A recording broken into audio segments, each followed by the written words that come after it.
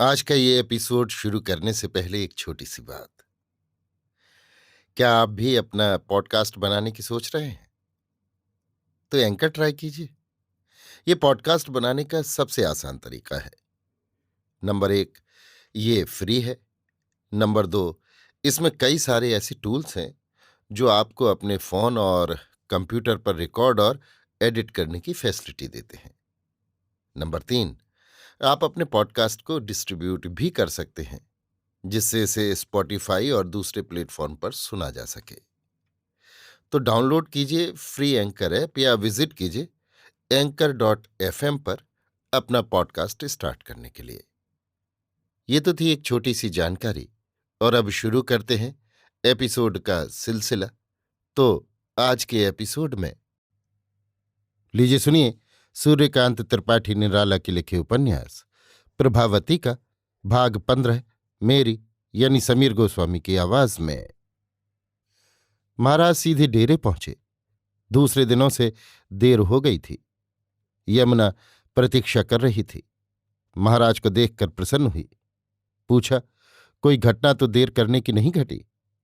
महाराज गंभीर होकर बोले, बड़े काम की बात है। प्रभावती सजग हो गई। यमुना ने संक्षेप में असली बात कहने के लिए कहा। महाराज जैसे ईश्वर का स्मरण करते हुए बोले, जिसके राम रखवारे हैं उसका कोई क्या बिगाड़ सकता है? वे कहो तो सुई के छेद से हाथी को निकाले। महाराज और कुछ इसी तरह कहने वाले थे कि यमुना से न रहा गया। बोली, अरे भले आदमी, बात तो बताओ। बीच में न टोक। ये कह कि तेरे बड़े भाग रहे जो प्रातःकाल उठकर बराभन का मुंह देखेगी। है चिड़िया का मरना, लड़कों का खिलवाड़। बड़ी समझदार बनी घूमती है। पड़ी होती आज वाले चक्कर में तो मक्कर भूल गए होते। यमुना तमतमा उठी कि दे गाल पर एक चाटा। तब तक मधुर धीमे स्वर से प्रभावती ने कहा, महाराज भाग तो हमारे थे ही जो तुम मिले। अब ये बताओ कि क्या बात है? हम बाजार में टहल रहे थे कि एक औरत ने कहा कि उस मकान की मालकिन आपको बुलाती हैं। हे यमुना, जिधर निकलो सब देखती हैं। महाराज ऊपर वाला होठ जरा सिकोड़कर निगाह नीची कर मुझे देखने लगे। प्रभावती ने मुश्किल से हंसी को रोका। महाराज कहते गए, कसरती बदन और रियाज की बातें ही और हैं। तू तो यमुना हमारा स्वभाव जानती है। उसके मरने के बाद 10-15 तो ब्याह आए होंगे, लेकिन हमने कहा कि उन उड़रियों की लड़की का ब्याह कर दालिब ऋषि के कुल को कलंक लगाना है।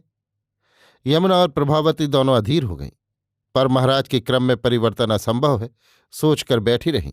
महाराज कहते गए, पहले तो हमारी इच्छा हुई कि कह दें कि ना जाएंगे। फिर हमें यमुना की बात याद आ गई कि आने जाने और बातचीत में कहीं अटको मत, तो हम चले गए। जीने के ऊपर गए तो पूरी अप्सरा बैठी थी। उठकर हमारा हाथ पकड़कर गद्दे पर ले जाकर बैठाया। फिर हमारा नाम पूछा। हमने कहा, शिवस्वरूप महाराज। नाम बता दिया? यमुना ने तेजी से पूछा। अरे ये तो हम अपने मन में बता रहे हैं। हमने कहा, शिवस्वरूप महाराज, समय पड़े की बात है कि अब बात करना भी मुहाल हो रहा है। हमने कहा, हमारा नाम है बरमदत्त। उसने पूछा, स्थान कहाँ पर है? हमने कहा, सुनो शिवस्वरूप महाराज, तुम वही हो जो जुन्नी करके दूसरे के जजमान नहवाते थे, किसी के भी स्थान को अपना स्थान बताते थे। आज ये तुमसे पूछ रही है। हमने कहा, प्रयागराज। तो बोली कि हम दलमऊ नहाने गए थे। हमने कहा कि हाँ, तब हम मामा के यहाँ आए थे। हमने यहाँ तुमको देखा है। सुनकर पैरों पर माथा रख दिया। फिर बोली कि मैं महाराज अधिराज की सभा में नाचती हूँ। हमने आशीर्वाद दिया कि तुम्हारी तरक्की हो। अरे हाँ भाई, जजमान है। फिर उसने पूछा कि देवी प्रभावती को जानते हैं आप, वो जो दलमऊ के सरदार की लड़की हैं? हमने कहा, हाँ, उनको देखा है, वे हमारे रिश्तेदार के जजमान हैं। उसने कहा, उनका ये हाल है। फिर महाराज ने वो हाल और उस तवायफ का नाम बतलाया।